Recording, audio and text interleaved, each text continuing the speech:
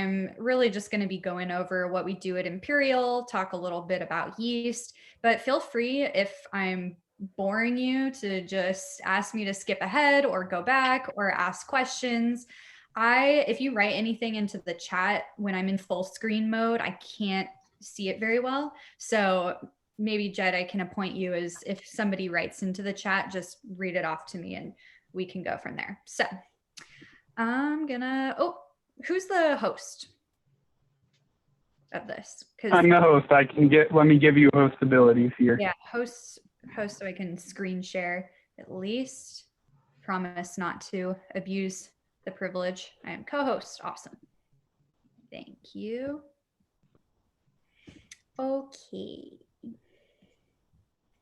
Cool. Can everyone see my screen? Yep. Awesome. All right. So hello. We kind of skipped through some of the introductions for the people who just joined, but my name is Nina. I work for Imperial Yeast.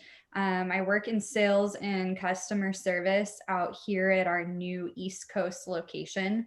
So this presentation is usually geared around a substitute for the before times when in Portland, if you were to ever come through and visit and drink some really great beer in the city, we always welcome people to come through the facility, take a tour with us, learn about what we're doing at Imperial, and take some yeast along home with you. So we're really looking forward to the day when it's safe for everybody to move about freely again, because we have a really excellent lab set up at our new spot in Philadelphia. And we'd be happy to show anyone around when it's safe to again.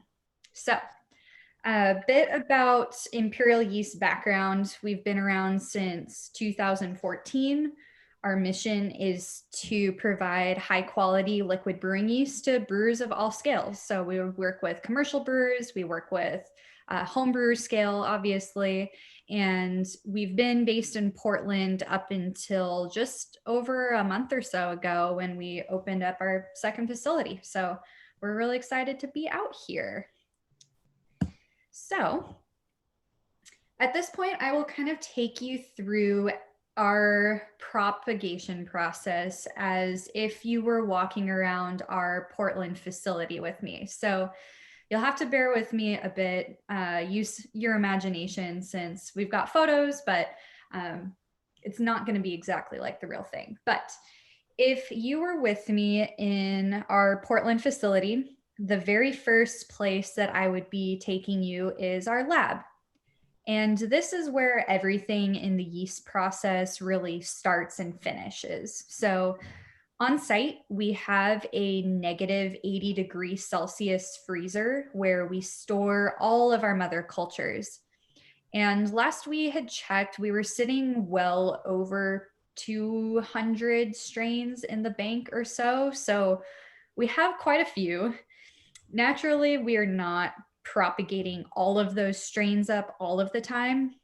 We do focus majority on our 27 core strains and our rotating seasonal, but we're also able to propagate special orders or one-offs or bank private strains for commercial brewers and grow those up as well. So when it is time to start our propagation process, we go into our freezer, which is only maybe once a year for most strains. We don't have to dip in too often, but we're taking just one tiny sterile loop of cells, and that's going to start into our multiple steps of propagation. So we'll start with our little cells, we'll build it up onto a little start tube, up into a working slant, and then eventually up into flasks. And flasks are kind of the last stage before we really start hitting full scale production for our yeast. So if you have ever been in a commercial brewery before, which I'm sure most of you have, our facility is very, very similar. So when you're looking around, you're going to see a lot of stainless, you're going to see a lot of hoses. We've got what's effectively a brew stand. There are a couple of key differences. Namely, we are just brewing the same boring beer over and over and over again. We're not handling anything fancy. Our ingredient inputs are without actually any malt, because malt would actually be a potential source of infection from graining in and graining out. So we're using strictly organic DME, organic sugar, and organic yeast nutrient as our media base, which is essentially a really weak beer. So in these photos, you'll see our conical tanks. We range anything from 1-barrel tanks all the way up to 30-barrel tanks. And if we go off onto this page, that earlier slide was, I think, probably from very early on in Imperial, when we mostly just had like the itty bitty guys. But these days we've really scaled up. And even since this photo was taken, we've filled in a lot of that floor space that you see with even more 20 and 30 barrel tanks.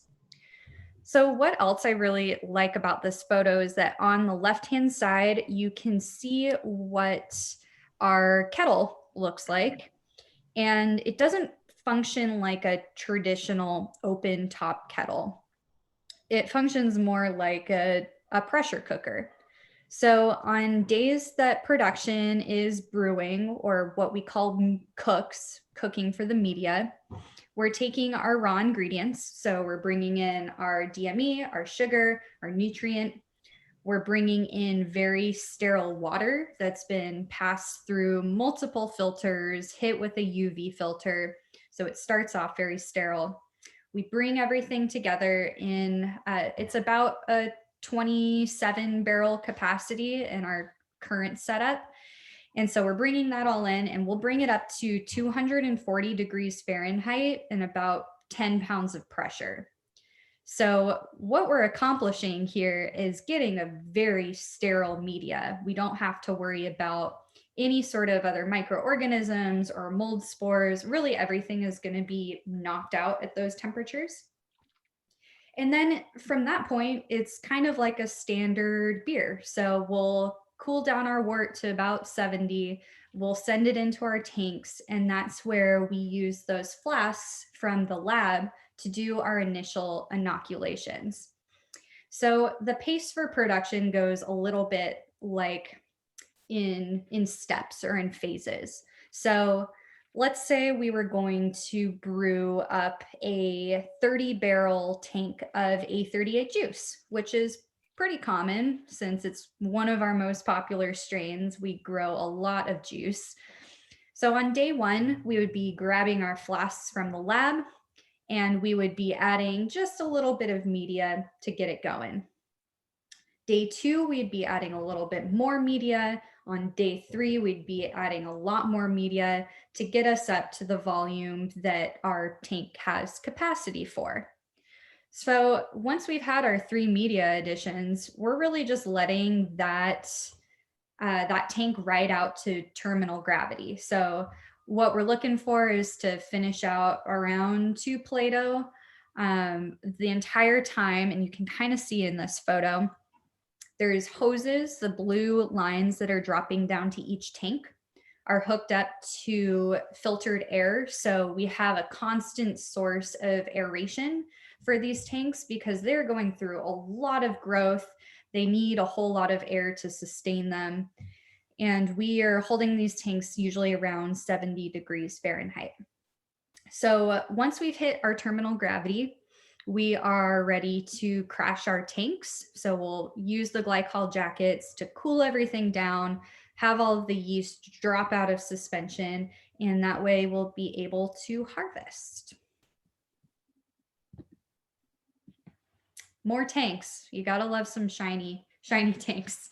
So when it comes time to actually harvest, the process is pretty similar. Like if you were in a brewery setting where you're going to be pulling off the conical, so everything will drop down. It's actually a very slow kind of pull. We don't want to be pulling too quickly or too fast. or with too much pressure behind it, since we don't really want to be pulling any of the media that's left over. We're just trying to pull the slurry. And some of our bigger tanks will go into an intermediate tank for homogenizing, so we can get everything really blended before sending back to the lab. Smaller tanks, we're going to harvest that yeast directly into individual plastic carboys. So one thing that's kind of interesting, and I'm sure you've all experienced this as homebrewers working with different strains, every strain kind of has a different temperament. Like some strains are going to be super smooth slurried, very easy to work with, very easy to handle. And other strains are going to be a little bit feistier. So the ones that like to climb out of your fermenter, the ones that want to stick to the sides of like the walls of your fermenter, we kind of battle those same temperament issues with the yeast. So it can take anywhere between 1 to 3 days to get a full, complete harvest, depending on the strain. Oh, here's a slide that I actually just put in today that no one has seen in this presentation before, but here's what our current Philadelphia production space is looking like. It's not fully up to speed, and it's kind of hilarious because there's this giant space and we've got our very cool floor drain, and there's like 2 itty bitty tanks in there. It's kind of funny, but I thought it was cool, and we'll be up to full production speed soon. We'll have a 27 barrel system just like we do in Portland. Cool.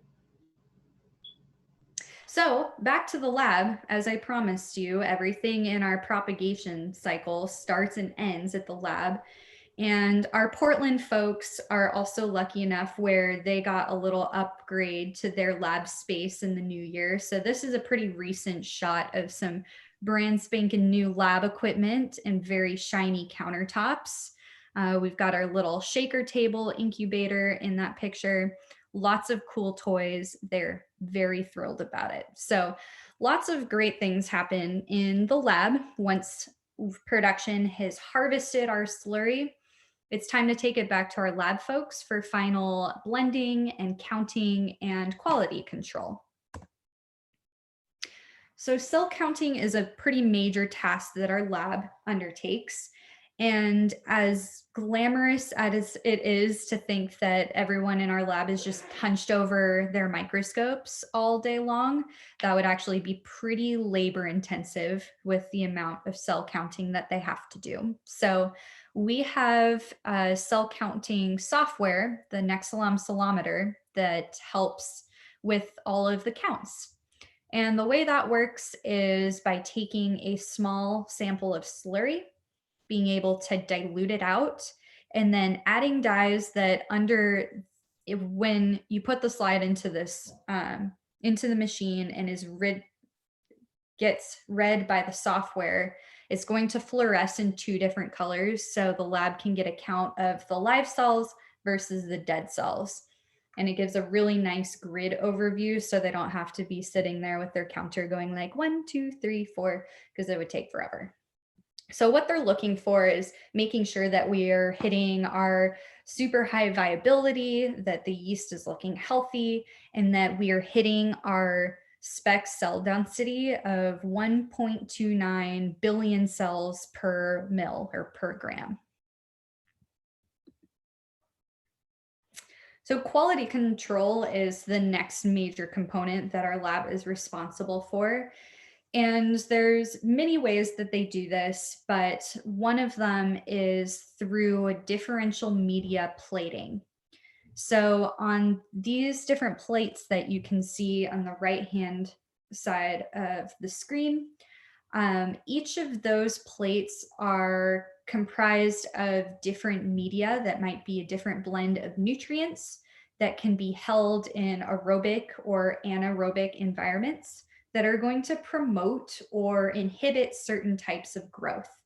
So what we use this for is ensuring that when we have a sample of Saccharomyces that is supposed to be a pure sample of Saccharomyces, we shouldn't be able to see any growth for Brettanomyces or for lactobacillus on any plates that are going to promote that kind of growth. So we're ensuring that we have pure cultures and that there's not going to be any sort of cross-contamination, either with wild yeast or with Brett, any other kind of bacteria. We also do just a little bit of limited genetic testing through our PCR machine. And that's primarily, we can't go as far as like identifying specific strains at this point, but we are able to determine if there's any strain that might be diastaticus positive or STA1 positive. And that's just a variation of Saccharomyces that has a genetic tendency to start re-fermentation. So it's usually more of an issue in commercial brewers that they want to make sure that if they have a diastaticus strain in-house, they know about it, because infections can be pretty common. So we check for that before it goes out the door. Pouching station. This is really where all of the magic happens for the homebrewers. Once everything has cleared QC from the lab, the slurry is free to go off to its final destination. So if it's going to a commercial brewer, we're pouring in quantities that are in the volume of liters. So commercial brewers, we generally recommend pitching a liter of slurry per barrel of wort. So a commercial brewer might order anything from 1 liter for a 1-barrel system up to hundreds of liters for 100-barrel systems.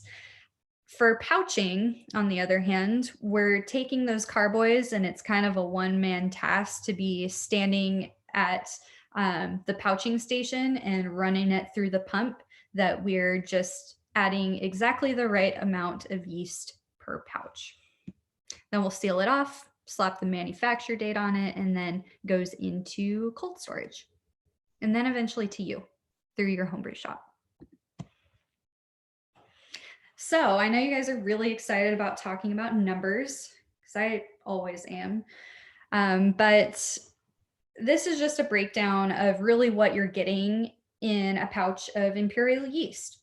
So like I mentioned, our slurry density, so how many cells are in the actual slurry, the yeast slurry that we're sending out, is 1.29 billion viable cells per mil. So our packs have 155 mils per pouch, which comes out to 200 billion cells per pack.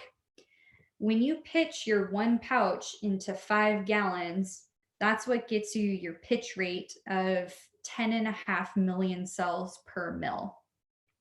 Now, we say this all the time at Imperial, so if you ever call us up to talk to us about anything else, we'll still probably bring it back around to how important pitch rate is when it comes to producing great beer. So this pitch rate, 10.5 million cells per mil, is one that is associated with super short lag times, very quick, healthy fermentations, and is overall very conducive to supporting the health of your yeast. And obviously, the healthier the yeast, the better sensory profile and the better performance you're going to get out of it. So 1 pouch, 5 gallons, standard gravity, and you should be good to go. Do we have any questions so far? I feel like I might have seen anything, something. I can keep going. Cool. So best practices for healthy yeast. It brings me full circle to this point because we go through such great lengths to produce healthy yeast in the first place. So there are a couple of things that you can do at home once you've acquired your pouch from us to ensure that you're keeping your yeast happy. First of all, shelf life is 4 months from the manufacture date printed on the pouch. This we came to, maybe if there are any OG Imperial fans out there, you might remember a time when we advertised it as 3 months from the manufacture date. But last year we did conduct a long-term viability study where we were able to collect a lot of data across all strain families. And we found that at the 4-month mark, held under controlled conditions, so the 33 to 36 degrees Fahrenheit in a nice cool cooler, we saw viabilities that were still above 90% at that 4-month mark. So I'm sure you all have used online viability calculators at some point or another, but the little flag that we just like to throw up on those is that those calculators aren't able to bring in all of the different variables such as storage and handling, how many cells you've started out with. But we have a lot of confidence in that 4-month from manufacture date. If you choose to use your pouch beyond that date, we would recommend either doubling up or building a starter to ensure that you have enough cells. Next is store cold and pitch cold. And I know this runs counter, at least when I started brewing, this runs a little bit counter to some of the things that we were taught, that we had to bring yeast up to room temperature before we could pitch it, otherwise we might shock it. So this is something that we have debunked throughout our trials, and in fact, there can be a lot more harm that can be done to your yeast and stress that can be created by letting your yeast warm up for long extended periods of time. So when yeast is cold, it's in a metabolic hibernation. It's not going through any metabolic activities. It's not going to be consuming any sugars or off-gassing. It's just hanging out. So as soon as yeast starts warming up, it's going to start becoming active, and it's going to want to be consuming sugars. So if it doesn't have any readily available, it might turn to its reserves. It might start off-gassing in the pouch. That can create a little bit of pressure. So ultimately, you might be creating some more stressed out yeast by the time that they hit your wort. So as long as you're pitching into fermentation temperature wort, so nothing wildly outside of the range, you don't have to worry about any temperature shock. Those yeast are going to come to temp in an environment that has plenty of nutrients available to them, and they'll be able to get to work right away. Beyond that, it's kind of basic stuff where it's just paying attention to strain specific needs. So if there's any special aeration or nutrient pitch rate you can play around with depending on the strain. You'll want to consider your batch size, your gravity, your temperature, all of those considerations when pitching as well. So starters, we pack 200 billion cells in every pouch. So a lot of instances, you don't have to be building starters. It's great to just be able to wake up one day and be like, I would like to brew beer, and I don't have to build a starter first. But there are instances in which building a starter might be necessary. So that would be if you have a batch that's over a 1070 original gravity, if you have a batch larger than 5 gallons, if you've got an older pouch, maybe one that went through some temperature fluctuations and was either swollen or then frozen and then thawed. So some guidelines that we use for starters is recommending about 72 degrees Fahrenheit, 10 degrees Plato, or 1040. And then if you have a stir plate, 24 hours in 2 liters of starting wort, or 48 hours into 4 liters. The takeaway here is that we don't recommend building a starter smaller than 2 liters with our pouches. And that is because we have so many cells already in it that we want to make sure that every cell is going to be fed, so every cell can go through its complete replication cycle. Okay, we're getting close to the end here, but I've included a couple of slides of just some things we can talk about if you're looking to level up in your homebrew game. And I always like to throw this one in. Does anyone here harvest and repitch? Anyone play around with that at all? A little bit? Okay. My boss, our owner, always hates when I pull up this slide because he's like, we're a yeast company and everyone should buy a fresh pitch every time. But I think, in my opinion, it's a really great way. Harvesting and repitching is such a great way for you to get to know more about your strains and how your yeast health is directly connected to how you care for it. So if you do choose to harvest, it can be pretty easy. A couple things that you'll want to consider is not leaving your finished beer in contact with your yeast at room temperature for extended amounts of time. So that just means that once you've hit terminal gravity, you've left a couple of days for your diacetyl rest, it's time to pull that yeast off ASAP and get it cold ASAP. So if you've got a sanitized mason jar, something airtight that you can pull that yeast cake or that slurry off into, seal it up, and then put it in your refrigerator, you should be good to go.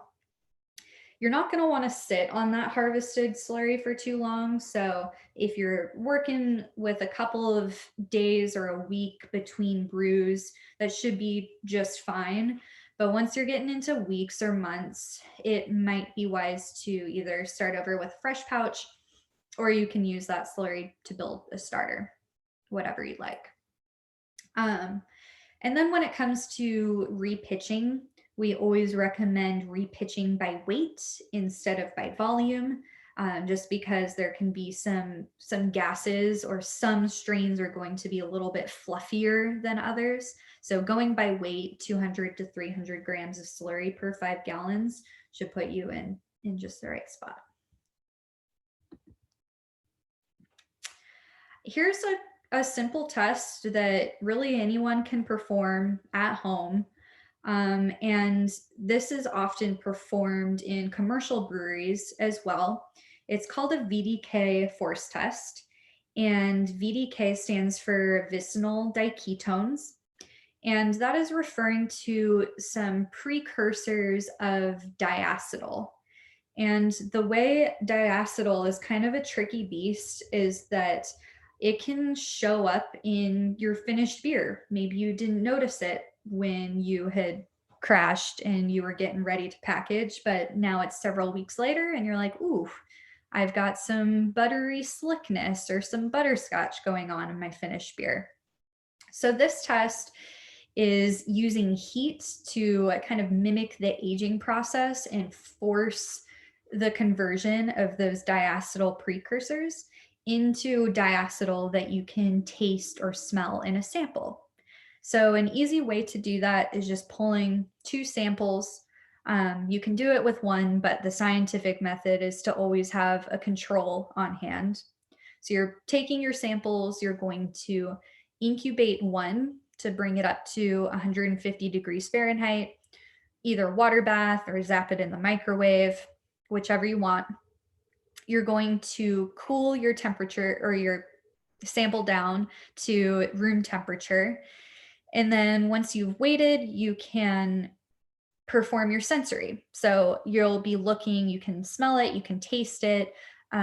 Some people use the descriptor of like buttered popcorn, like movie popcorn, a slickness. For me, I'm kind of weird. I get like a shape thing going on with off flavors, and I get this like weird shape with diacetyl. It's like a long oblong disc. So whatever your method for detecting diacetyl is, it would probably show up. If you do detect diacetyl, it's pretty simple, where you're just going to be letting it hang out at room temperature for a couple more days, and your yeast should be able to reabsorb those precursors. And we're at the end of the information that I had prepared. Does anyone have questions? Comments? There's something going on in the chat box. I'm gonna have to close this so I can read all of the crap people have been talking about. I have a question. I assume when you propagate, you use some of that to start the next cycle rather than dip into the mother culture. How many generations do you run before you basically start the whole process from scratch? So we're starting from basically the mother culture every time. So that initial scrape that we're taking from those frozen, the -80 degrees Celsius cultures, those can last us for like 50 years. We're working with such small parts. So on our initial start tube and working slant, we can work off of those will probably, I think we maybe go through like 4 a year for juice, and it's not very much. So it only takes a little tiny bit to get started. Oh, wow. Mm-hmm. I had a question. Mm-hmm. You said you used a UV filter for your water. Why? If you're boiling it at high pressure anyway, doesn't that kill everything? We do use water for a lot of other purposes in the production setting.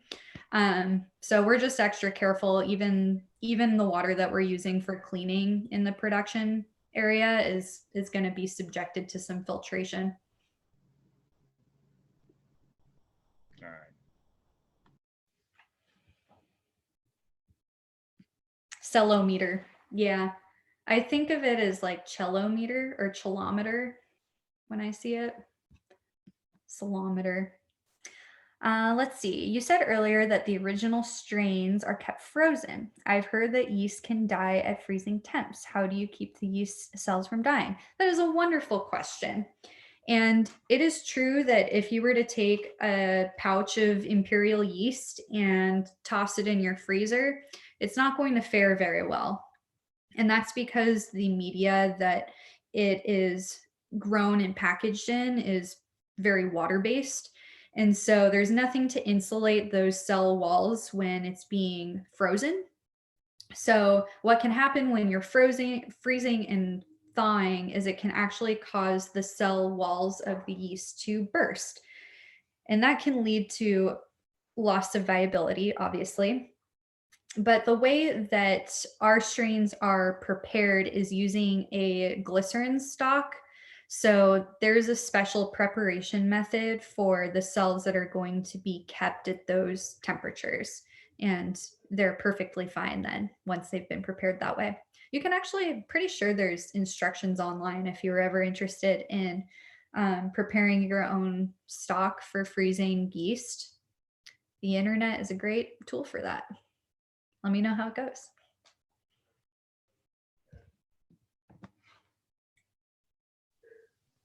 I got one more question. Yeah. I've read that in the first stages, yeast use aerobic fermentation, and then they switch to anaerobic. Mm-hmm. Do they? I guess my question is, if you were to introduce oxygen into your beer later on, and you still got active yeast, would they switch back to consume that oxygen, or once they switch to anaerobic, is that pretty much done? Or does that even make sense? That does make sense. I am not well versed enough in all of the cell cycles to be able to answer that completely, but if you shoot me an email, I'll run it by our tech support and get you an answer. But what I do know about the difference between like what we're doing in our propagations, where those cells are going through so much division that there's always going to be some new daughter cells that are going to be ready to take up oxygen. In your beer, obviously, like you could throw some oxygen at your yeast because they're going to be dividing obviously as they're fermenting. But then you're also running the risk of oxidizing your beer. So it's not a super common practice, but in especially like high gravity brewing for commercial brewers, we'll usually recommend on day 2 hitting with a little bit of extra oxygen just to make sure that those yeasts are supported. Next. I got a question. Mhm.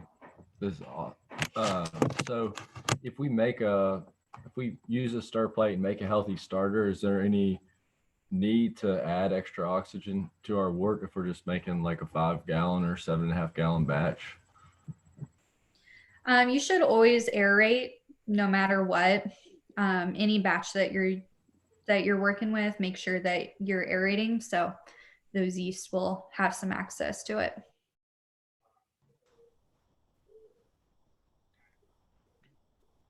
Add another. You said in your tanks you filter air going into them. You don't use direct oxygen. You use air instead. Yeah, we have filtered air. Yeah, we would be going through like a lot of pure oxygen. Cost. if we Yeah. did. Yeah. Perfect. So we have like even a sterile filter on there that will actually swab and QC check to ensure that we're not introducing any other microorganisms. Oh, here's a question in the chat. Do you just dump the media? I don't want to see any tears, but yes, the spent media or very bad tasting beer does go down the drain. And I have tried it before. It does taste really bad. Like, we're not using any hops. Basically, it tastes like just all sorts of yeast byproducts.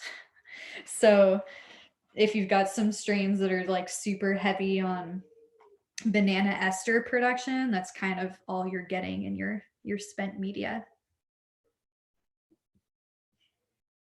This next question is, how beneficial is yeast nutrient when making a starter?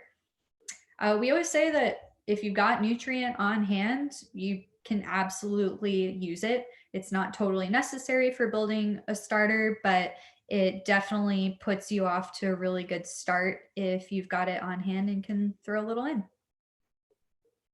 Yep, it's so cheap, just do it. Cool. Someone had asked before the meeting, they were curious. So it sounds like you all have a library of I forget how many strains you said, a couple hundred, and a lot of them commercial, I'm sure private. And then you all have your kind of standard ones that you sell. Do you all have like a special bank of yeast that if home brewers were like wanted something like a little different or weird, that they could like order that special from you all, or not really? You're curious about that. That would be so cool. That's what we're trying to integrate with having like a seasonal offering. But right now, as it stands, the way our production is set up, that when folks want to order a special order strain, it's like a 10-liter minimum. So kind of 10 barrels, kind of 10-barrel batches is the smallest we're working with. And that's really just due to like our tank size and how much media we can divert. So we're not quite at that point yet.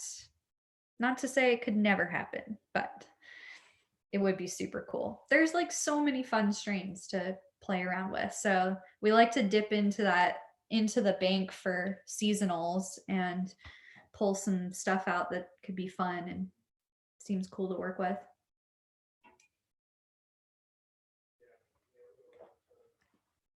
Any other questions? I'm having a great time just drinking what is this? Tired Hands. They're alt. It's so good. All of your beers are good.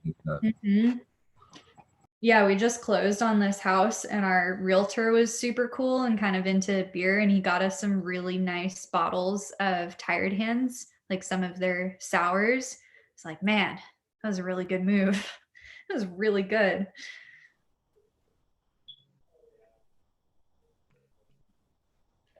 Cool, guys. Your Philadelphia production facility there, are you making yeast there now yet or not? No, we're not making yeast there right now. We're still dealing with bulk yeast. So Portland is doing all of the heavy lifting for us, and we're using our facility as a shipping center. But we're going to have we're going to be able to grow starting in March. Actually, we've got a bunch of new tanks in, we've got all of our ingredients in, so we're just getting some.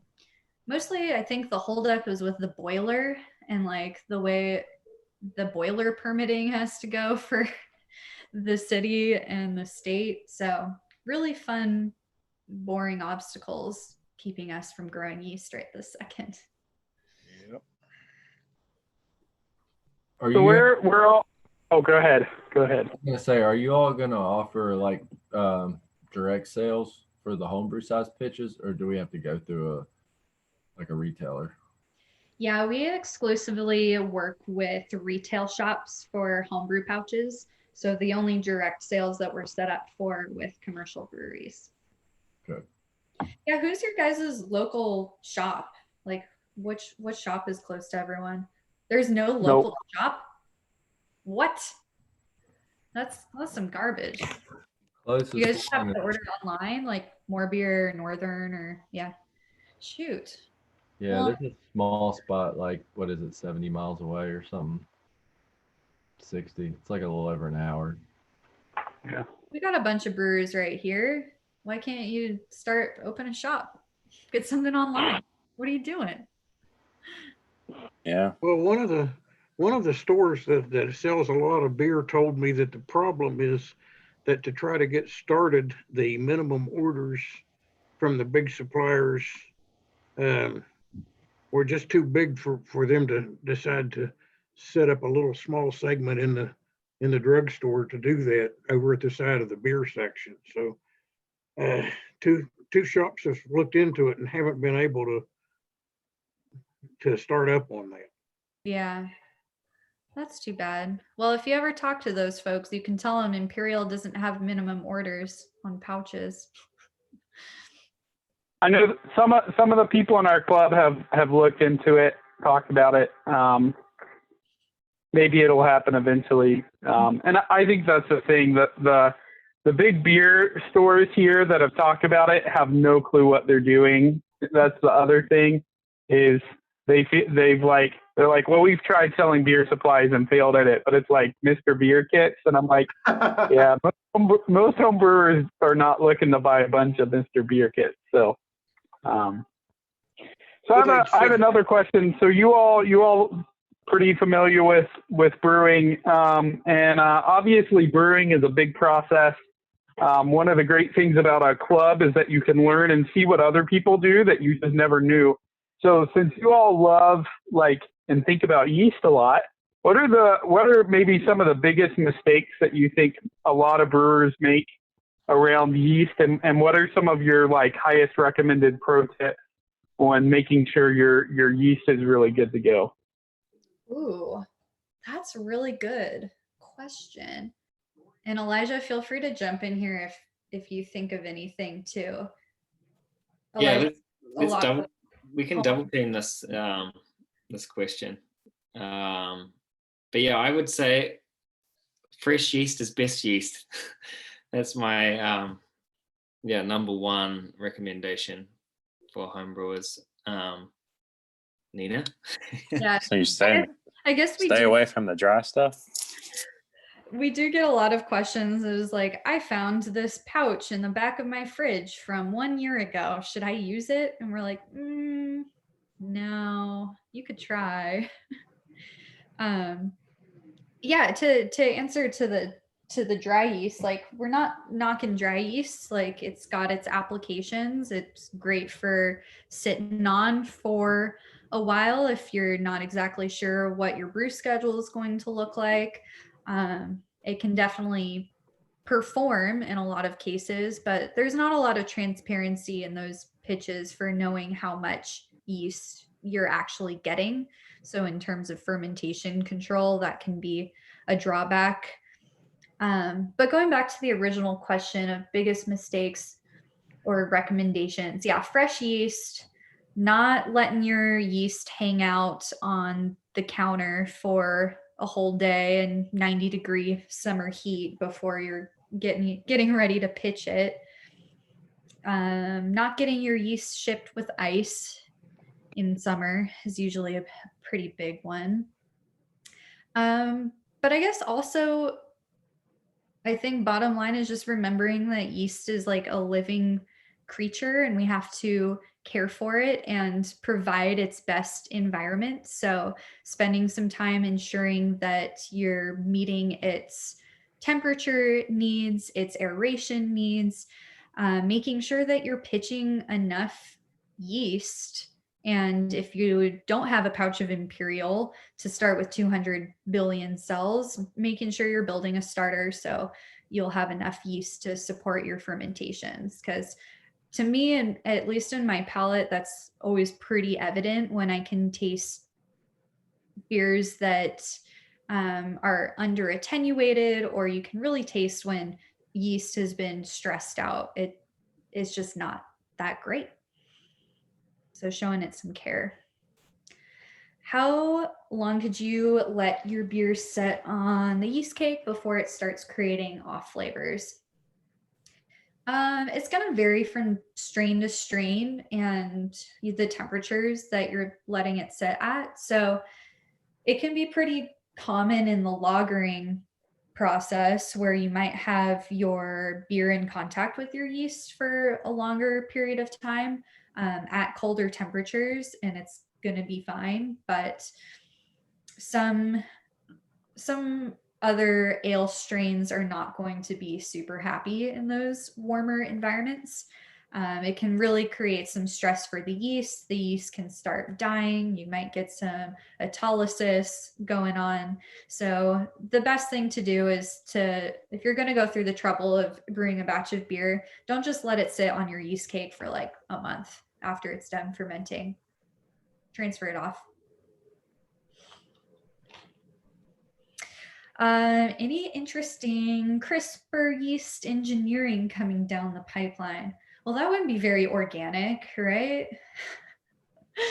Not at the moment. That's not really our forte. I think there's already so many yeast strains that we've got in the bank that are untapped and we get to play around with. And for example, like if you look at the trend with KVHC strains, that's like a whole world of opportunities. You can spend a whole year creating batches of beer from one strain on a lower end of the temperature range, the higher end, playing around with pitch rates. There's already a lot of work to be done with what exists already. So yeah.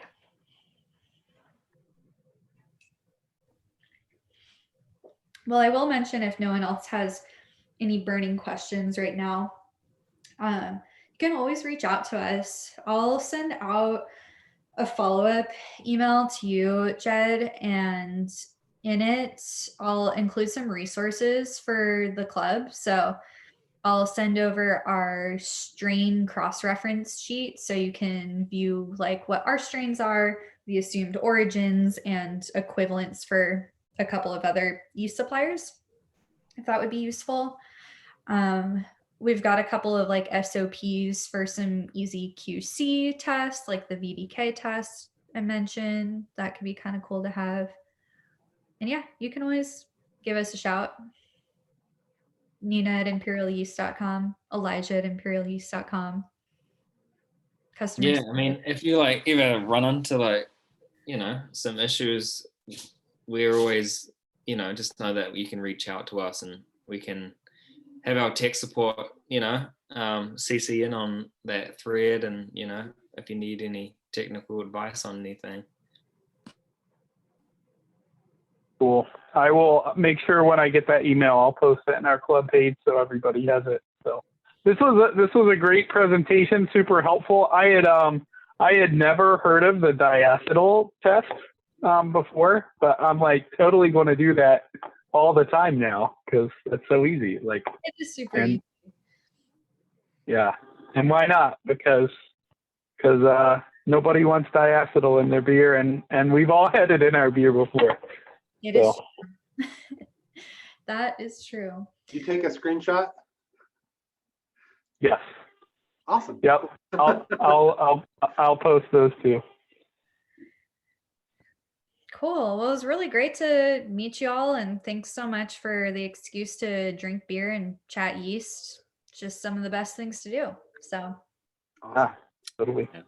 Alright. We appreciate your time. yeah. Yeah, I'll hope to 100%. see you all. Don't be strangers. Shoot me an email if you need anything, and enjoy the rest of your night. Thank Sounds you. good. Bye. Thank you, Ron. Thanks all so much. Bye. Yeah, well, thank you guys for coming. That was good. Feel free to hang out. Anyone who wants to hang out and chat. I don't know that we have many business items for the Kanawha Valley Club. It is a new year, so dues are due again. I'll post about that in our club page. Austin is already working on a swag item for the new year. So for those who, I think most of you all, I think everyone on the call has gotten your glasses. They're pretty cool. Bill, man, you gotta get on the Morgantown people. They gotta get some swag. We're rocking the swag these days. So Austin's wearing his hoodie and we've got our t-shirt. Those look good. You guys take care. Thanks for setting this up. We'll see you. Yeah, thanks for joining us, Bill. All right. I got to brew tomorrow, so I got a bunch of stuff to do. Awesome. See ya. Cool. And if anyone's ever going through Cumberland, Maryland, you'll have to stop through Bill's place. Bill, one more time, what's it called? It's Dig Deep Brewing Company. It's right off the Industrial Boulevard exit off 68. You turn right into the big brick building there, Footer Dye Works building. We're in there. Right on the highway. Can't miss it. I have family in Cumberland. Oh, yeah. Yeah, so I'll have somewhere to go. Yeah, you go. Yeah, stop in. Will do. You guys take care. I got to roll. Yep, you too. Talk to you later. Have a good Yeah. one. What's his, So, what's his place called? Bill, his place, Dig Deep. The Deep?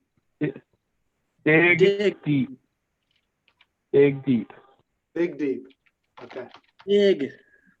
Someone Deep. type it. I can't understand. Big, So Bill, Big Deep. Oh, awesome. Okay. Bill has won the like best in show, the best beer for Coal Country more than anybody else. He wins most years. Pretty much if Bill enters, the awards. yeah, if he enters, he wins. His beers are amazing. He's a microbiologist, so there you go. Yeah, I That's his have best. family like in Cumberland, LaBelle, Ridgely, all over Kaiser, all over the place up there. Cool. I didn't know there were any good breweries. Now you know. Yeah, it hasn't been opened that long. I think maybe they opened a couple of years ago, and they're pretty small. Okay. Only, they don't distribute or anything. So, the beer exchange that we did in December was really good. I think all of us who did it really enjoyed getting to drink each other's beers. Yeah. I'm going to try to arrange one again, possibly before our next meeting. If not, then definitely before the March meeting. So watch the page for that.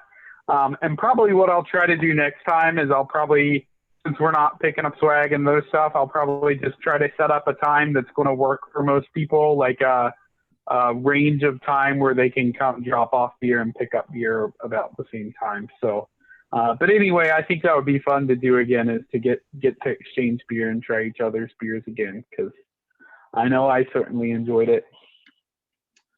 Yeah.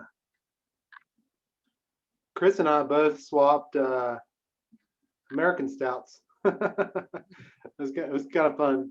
For New Year's. Yeah, for New Year's. That's right. Yeah.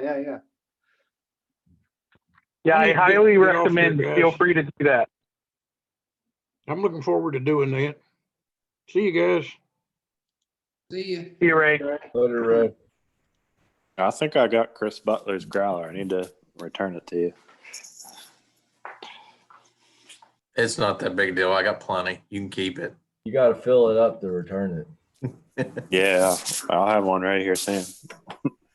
I got Jed's bottle Yes. filled up to return to him. It's carbonated.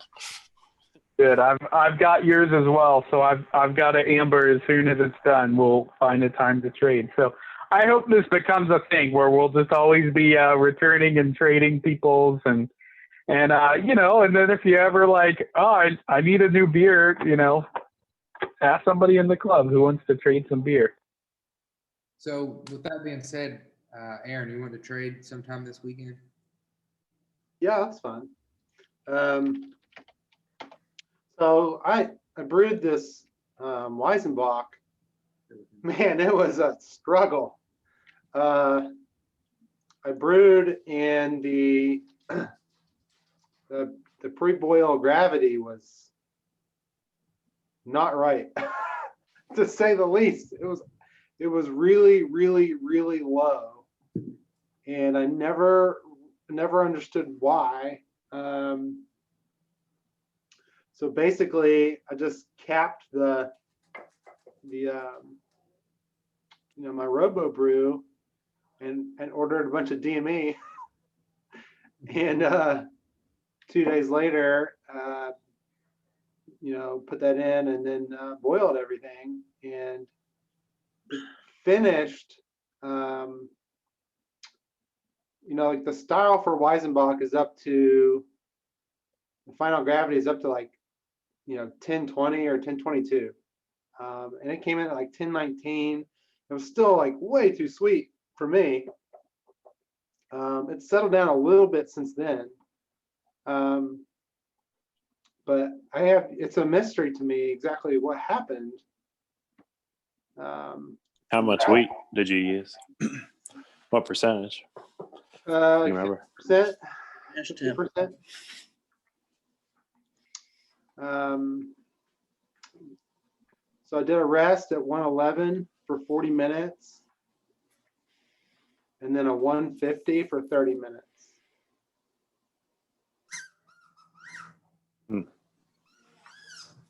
I have no idea.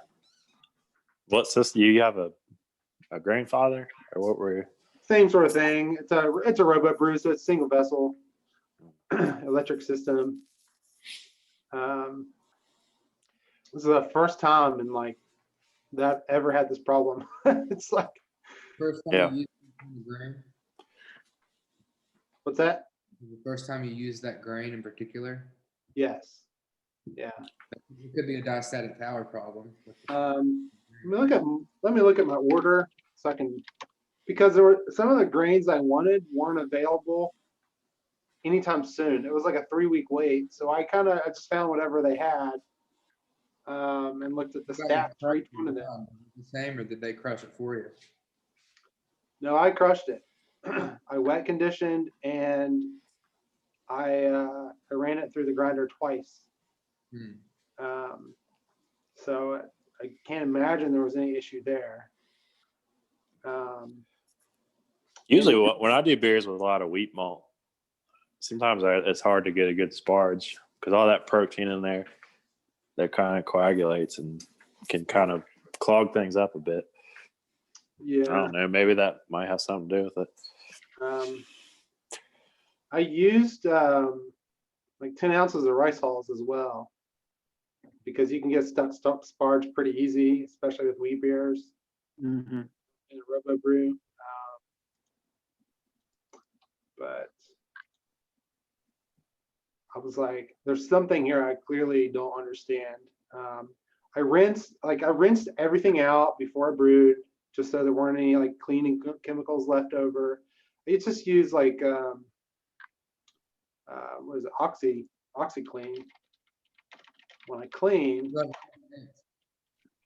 So I can't imagine that would be a big problem. You didn't have any dough balls or anything like that? No, it was awesome. I had no problems at all. No dough balls. It circulated really, really well. Did you confirm your temperature with the thermometer that you trust? So yeah, so I use the thermometer on the RoboBrew clearly as a controller, but then I also have another thermometer that I use that's handheld to double check it, because I have had that problem before. So that wasn't a problem. What's interesting to me is that the final gravity, I used a 2-liter starter, yeast starter as well. And the gravity was still, like it came out at like 1019. It should have been like 1015 or 1016. So that was off as well. And I'm wondering if some of the sugars weren't fermentable for some reason. Sounds like you had more long strain sugars than you Yeah. expected. Do you remember to adjust your mash pH? That's what I was saying. Yeah. That's the only thing that I think I could have been wrong. Especially I think like 5.6 is optimal for the sugar conversion, but I think 5.2 is your right. range where you want to be at. Yeah, I haven't really got into water chemistry. You know, so far the tap water has been fine, but I guess it's possible that there could have been a change for this brew. That's the only thing that that's, you know, kind of could be possible to me. That would make sense. One of the things that went well though is I used Yeast 3068, yeah, the Weizen, and I was kind of like looking online for, you know, advice on Weizenbach style, and someone said that you could pitch at like 58 or 60 degrees and you would keep a lot of the banana flavor to balance out the clove, and it worked really well. There's lots of banana. Where in the past I've just had like almost all clove. So I thought that was interesting. Pitch at 58 and then just let it rise to 68, and I just kept it there. So one thing went well. I just looked up. It says wheat malts that the pH of those can exceed 5.8. So you know that may run your pH up. Yeah. Let's see. I used Bryce. Did I say it? Bryce raw wheat, white wheat.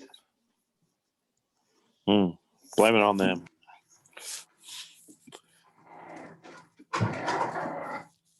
Yeah.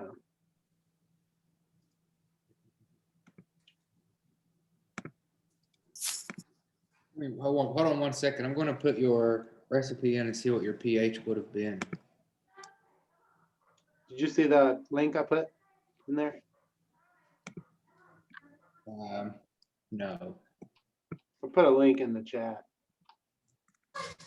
Yeah, those pH strips work pretty well if you're looking for a cheap and easy method to test your pH, and that is probably something that we homebrewers don't do as much as we should.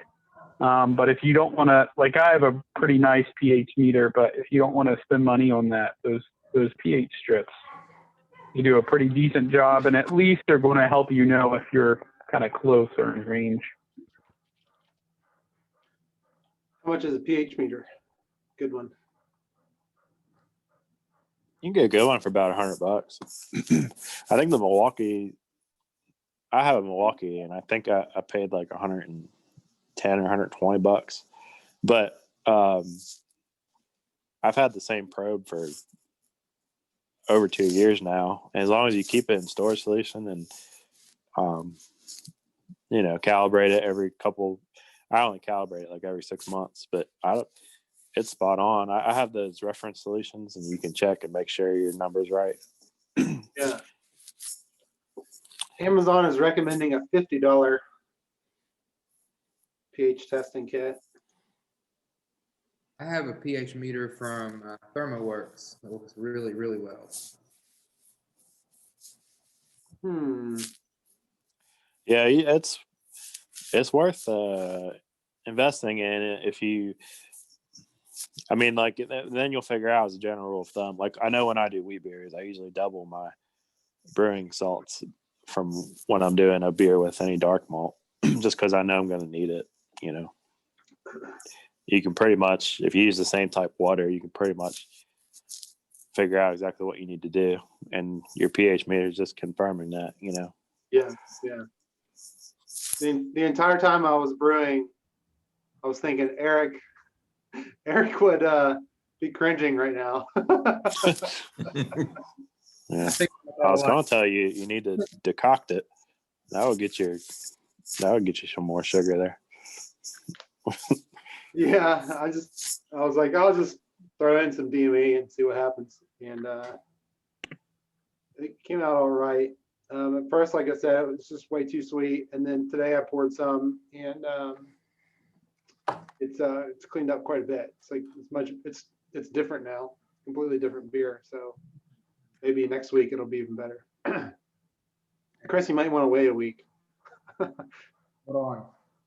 Oh, the beer? Okay. No, you can try it both. I have 6 gallons, so you can try it twice. I got a question. The pH meter I have, it's $79, but it's really high accuracy. I bought one from Amazon at first, and it was not accurate whatsoever. It was a waste of $20. So I went and got a better one, and I've had nothing but good Cool experiences. Yeah. Hey, do any of you all just use filtered tap water and use brewing salts? I use RO water from Walmart. Is anybody, if anybody just use like filtered Canal Valley tap water and has like a regular, like their go-to salt combination or whatever for whenever they do like a 5-gallon batch, would y'all mind posting it? Because that's not something I've really gotten that much into. I've tried it a couple times, but I don't have like a good base to go off of. The salts depend on what you're brewing too, though. The salts, like, yeah, I mean, I understand it does depend on what you're brewing, but I mean, some kind of just like middle of the road for like a lighter hoppy beer or something, just to kind of give me something to go off of to play with. I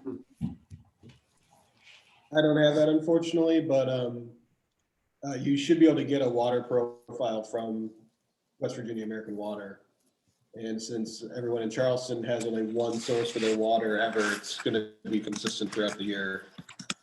Yeah, I mean, I've gotten that, and I built one, but I wasn't sure like how what I built compared to what other people in the back, like around here, were actually using. You know what I mean? Like, because I've never really done it, so I was kind of using that brewer's friend or whatever to kind of put together what they said, but I kind of wanted to compare what I put together with what other people used.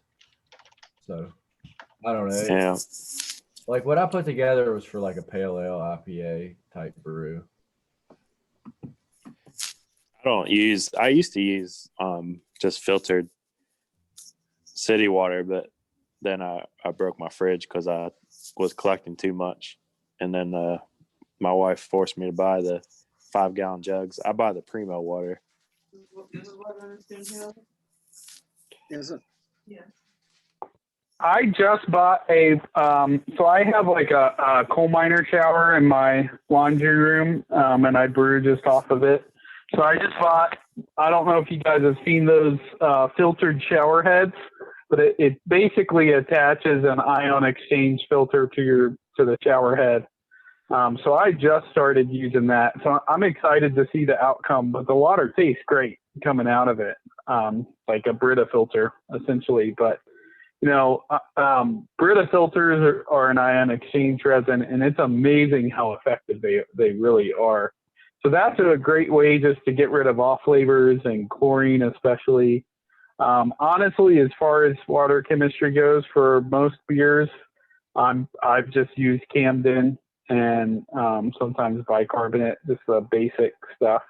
But that's something I want to start doing more. But anytime I'm using like dark grains or wheats, I do try to check the pH and go from there.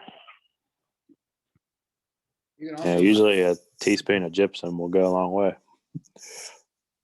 for 5 gallons. Yeah. Has I asked the I guess controversial question about CRISPR yeast strains this evening, because Omega Yeast, they have 2 new yeast strains, one called Bonanza and one called Sundew, that are genetically engineered. I think this is fascinating. So I thought, well, maybe it's an industry trend, and it doesn't sound like Imperial is very interested in doing that sort of thing. So, what is it? Just genetically created yeast that you're talking about? Yeah. So, the team that came up with CRISPR, it's a technique for editing genes in a very cheap and efficient way. It's fascinating to me. It's probably one of the most important scientific breakthroughs that we'll ever see in our lifetime, but nobody knows about it. And it's being used for everything, including yeast for brewing. So I think we're about to see all sorts of really interesting yeast strains that combine all kinds of characteristics at will. Here's I'll put this in the chat. There's a kind of a conversation or an article about the 2 new strains from Omega Yeast. And shout out for their merch. They have awesome t-shirts and art. Yeah, they're definitely Omega's definitely on like the more wild side, trendy. Yeah, they are. Kind of deal. Imperial definitely seems like they're a little more straight laced, traditional. But Omega is definitely on the wild side. What can we do to like get the people talking type deal? Yeah, for sure. I wanted to ask, I don't know if you guys have, White Labs has claimed that after 6 months of their packaging, they have almost no viability loss. I wanted to ask how true they think that is, or if they've done studies on theirs versus White Labs. Yeah. I don't know if you guys have heard that also. They also stopped putting the production dates on the packages now. Well, that's because I think White Labs patented some type of film that they kind of got from like the medication production field, and basically they grow their yeast in such a way that they say that they have like no viability loss in their packets. So I thought that was interesting. I wanted to kind of ask her, but then I didn't want to like turn it into like, well, like she'll never come back again. Your packet only lasts 4 months, and then it's only like. That's a pretty bold claim.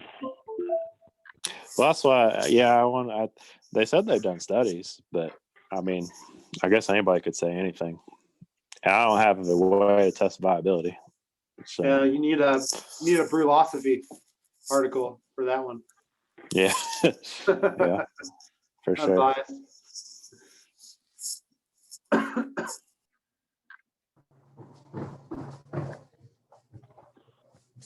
No, I thought it was cool that